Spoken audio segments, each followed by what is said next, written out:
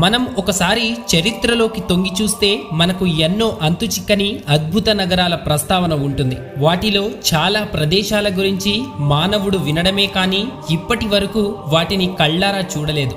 అలాంటి అద్భుత నగరాలలో శంబాలా ఒకటి. మన ప్రపంచానికే తెలియని అద్భుత మాయానగరం హిమాలయాల్లోని భూగర్భంలో ఉంది. దాని పేరే శంబాలా. శంబాలా అంటే ప్లేస్ ఆఫ్ ద పీస్ అని అర్థం. దీన్నే hidden city, the forbidden land, the land off white waters, the land of living fire, the land of wonders అని కూడా అంటారు.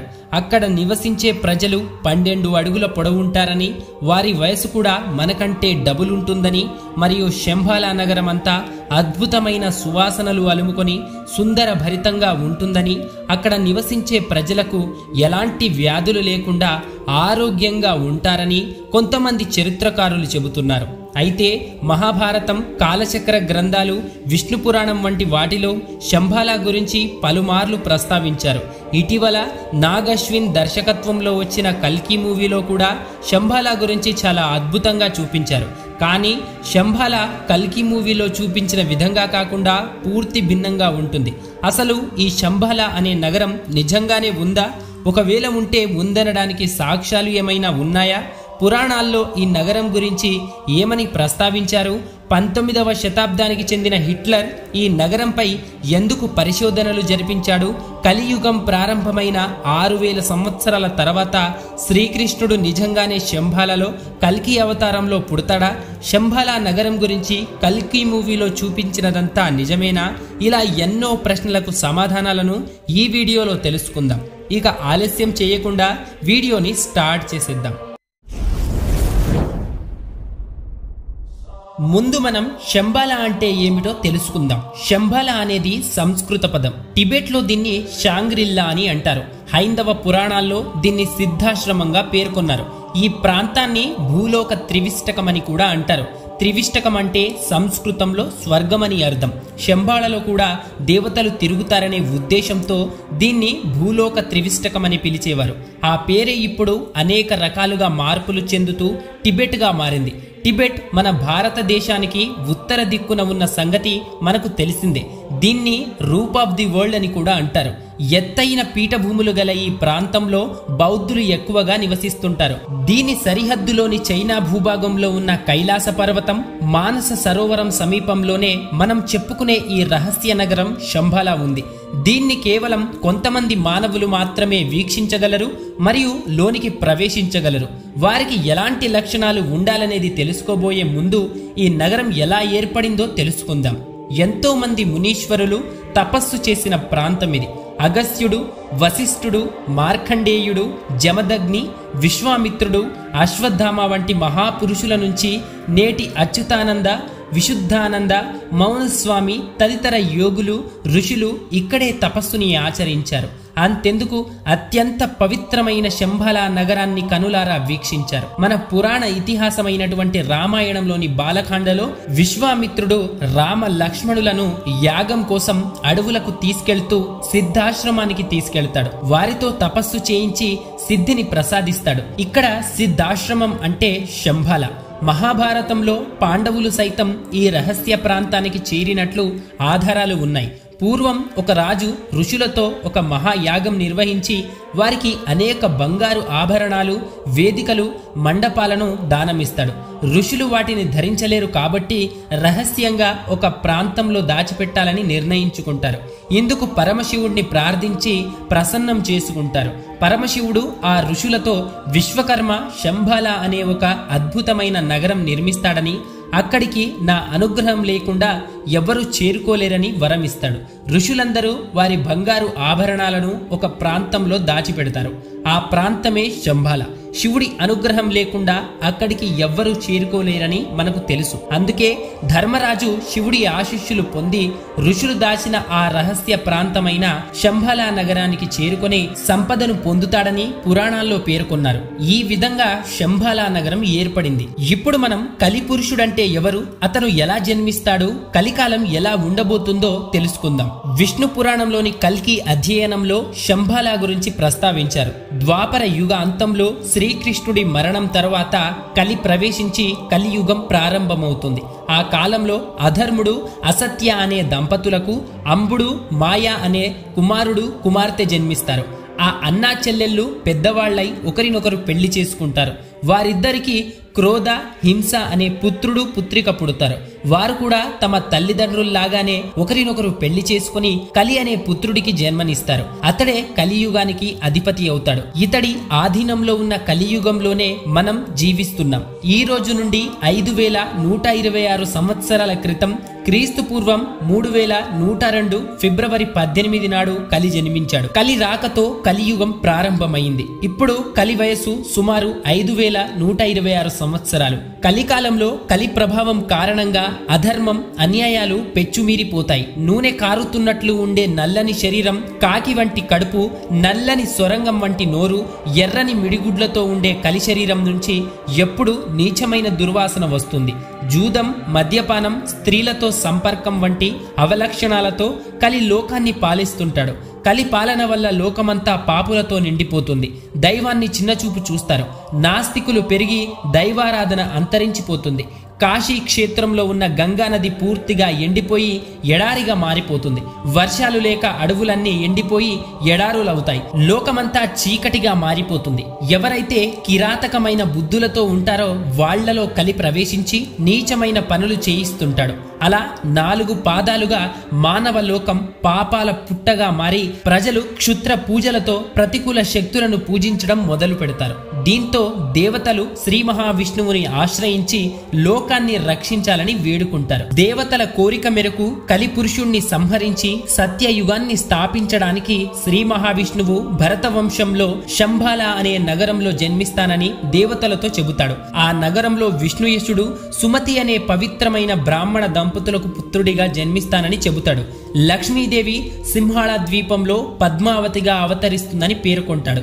ఇచ్చిన మాట ప్రకారం 6000 సంవత్సరాలకు ఒకసారి వచ్చే ఖడ్గ అశ్విని నక్షత్రంలో తల్లి సుమతికి 4 చేతులతో శ్రీ మహావిష్ణువు జన్మిస్తాడు.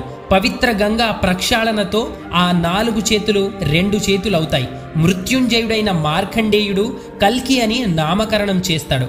ఉపనయనం తర్వాత కల్కి తండ్రి వద్ద సెలవు తీసుకొని శాస్త్ర విద్య వేదాలు నేర్చుకోవడానికి ప్రయాణమవుతాడు. మార్గం మధ్యలో పరశురాముడు కనిపించి కల్కిని మహేంద్రగిరికి తీసుకెళ్తాడు. అక్కడ కల్కి భగవానుడికి 64 విద్యలను కేవలం 4 నెలల్లోనే నేర్పిస్తాడు. తర్వాత కల్కి బిల్వోదక క్షేత్రానికి చేరుకుంటాడు. అక్కడ శివుడిని ప్రార్థించి సాక్షాత్కారం పొందుతాడు. ఈ సందర్భంగా శివుడు కల్కిని తన వడిలో కూర్చోబెట్టుకుని జన్మ రహస్యం చెబుతాడు. కలికాలంలో పాపాలను అంతం చేయడానికి ఈ అవతారంలో జన్మించావని చెప్పడంతో పాటు దివ్య శక్తులు గల గరుడ అశ్వాన్ని మరియు రత్నపు పిడికిలి గల ఖడ్గాన్ని అందిస్తాడు.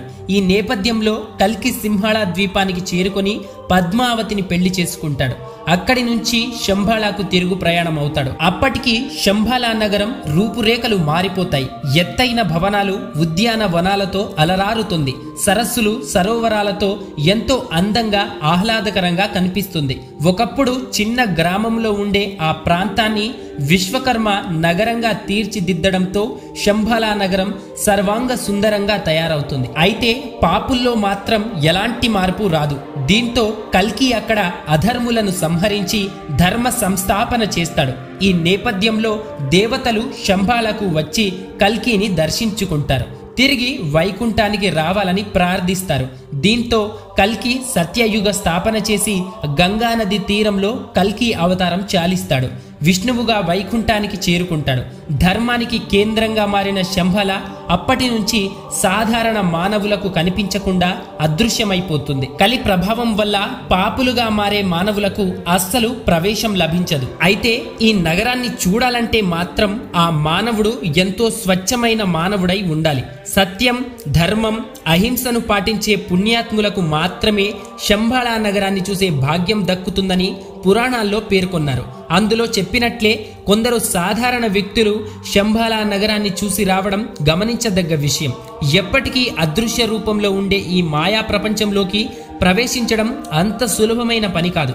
మానవ శరీరంలో ఉండే సుషుమ్న నాడి తెరుచుకున్న వారికి మాత్రమే శంబాలా నగరంలోకి ప్రవేశం లభిస్తుంది. ఇది కేవలం యోగ సాధనతోనే సాధ్యం. ఒకవేళ ఎవరైనా ఈ జన్మలో పుణ్య కార్యాలు చేసినా పూర్వంలో చేసిన కర్మల వల్ల శంబాలాకు వెళ్లే దారి కనుక్కోలేరు. విచిత్రం ఏమిటంటే అసలు శంబాలా ఉందా లేదా అని సందేహపడే ఈ సైన్స్ యుగంలో కూడా కొందరు శంబాలాలోకి ప్రవేశించి అక్కడి అద్భుతాలను చూసి తిరిగి వచ్చిన వారు చాలా మంది ఉన్నారు. ఇదేమీ సొల్లు కాదు. దీనికి సంబంధించిన తగిన ఆధారాలు కూడా ఉన్నాయి.